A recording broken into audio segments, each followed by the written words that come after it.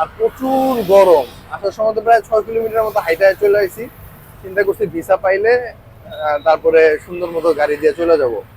আর এখন রোদ, এখানে বাইরে সিরিয়াস রোদ।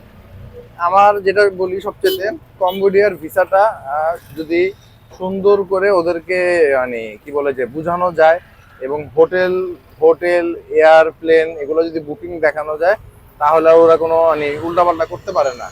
আর লাওসে কম্বোডিয়ার ভিসা থাকলেই আর কোনো সমস্যা হয় না। সুন্দর মতো ভিসা দিয়ে দেয়।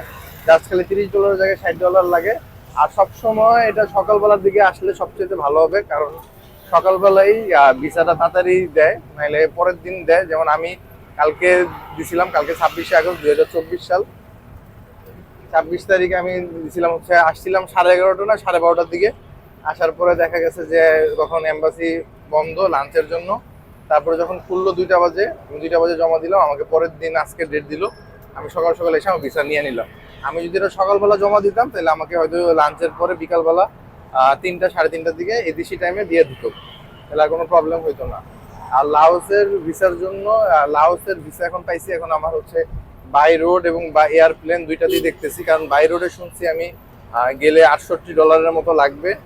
আর হচ্ছে মানে কি বলে স্পিড মানি যেটা বলে বা ঘুষ, এটা বর্ডারে লাগবে প্রায় আমার $40 মতো। তাহলে 68 আর 40 প্রায় অলমোস্ট 110, মানে খাওয়া দাওয়া সহ $120 মতো খরচ যাবে। আর আমি প্লেন ফেয়ার দেখলাম $250। আমি যদি টিকিটটা আগে কাটতাম, তাহলে আমার এই 120 বা এই ডলারের মধ্যে আমি চলে যেতে পারতাম।